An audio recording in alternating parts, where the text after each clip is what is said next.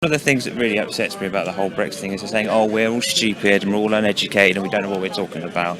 Well, I actually am educated. I have a master's. I researched in history. I know about history. I did my own research on the European Union and I based my vote on my own research. I know about practical idealism by Kalergi.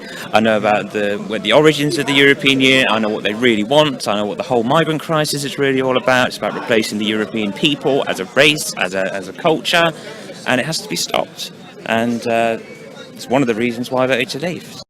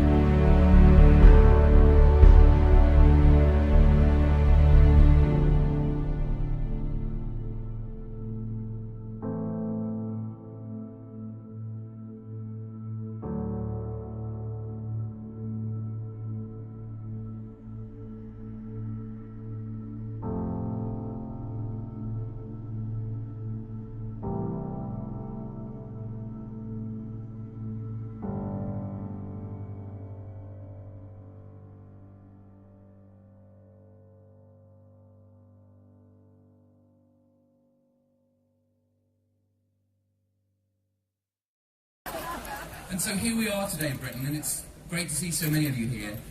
We're led by a weak and a divisive Prime Minister, a Brexit Secretary with no plan A, let alone a plan B, and a Foreign Secretary who's an international laughingstock.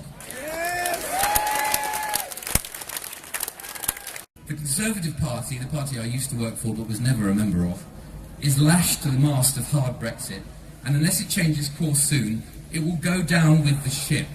And everybody here will make sure that happens. The Labour Party, I'm sad to say, is no better. All those young people who voted for Jeremy Corbyn hoping that he would provide a more sensible Brexit course have had those hopes cruelly dashed.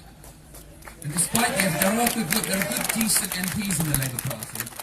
There are MPs I hope that are watching this. People like Rachel Reeves, Chuka Ramuna, Pat McFadden, Emma Reynolds. These are decent people. They know that what the course that we are headed on is taking us to disaster. We are heading for a cliff.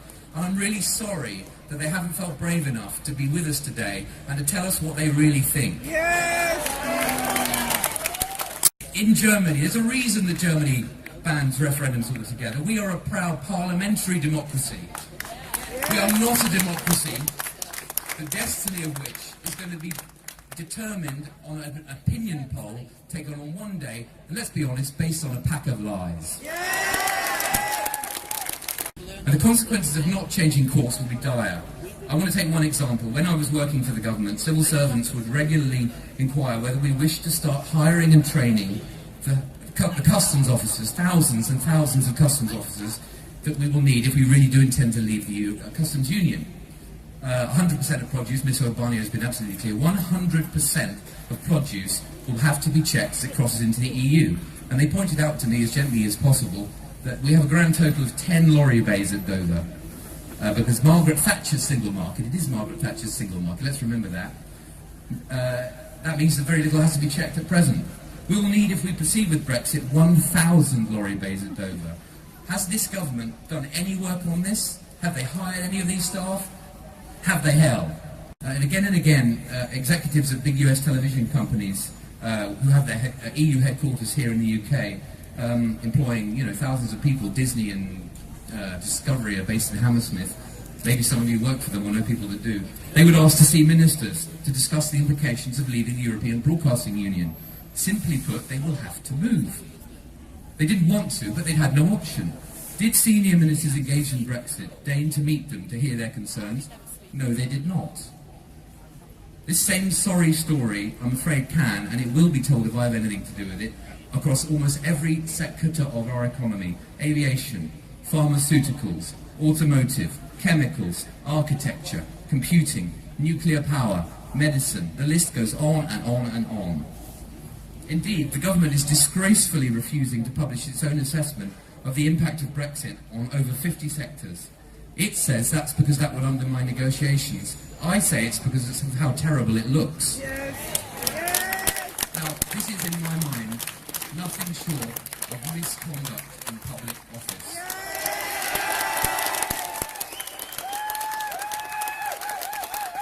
Yet has our media been carrying on the door of number 10, asking for the truth? No, they haven't, and they're failing us too, day after day after day. So I know we need to wrap things up. I'm being told we've got to wrap up. But to conclude, it's time for something new. There is an alternative, something challenging. Look at what Emmanuel Macron has shown you, what can be done in France.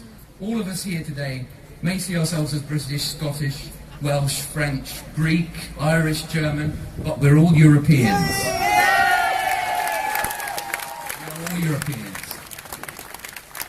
And we won't let Theresa May, we refuse to let Theresa May and Jeremy Corbyn destroy that. We cannot allow that to happen, and it's for our children that we must continue this fight. Instead of spending £2 more on flammable tiles, they chose to save £5,000 and put flammable tiling on a building. And this building went up like a Roman candle, and in this building people burned to death. We've now found out there's 100 other buildings that also had flammable tiling on the outside. Now, we grew up thinking after World War II and the bombings that we built tower blocks that are bomb-proof, bulletproof, fireproof. We've now come to the conclusion that because of greedy developers and greedy councillors or greedy people, they're willing to sacrifice human life for profit. This is what Brexit has led to. Nigel Farage, Brexit, Trump. They're promoting greed over humanity. United, we are strong.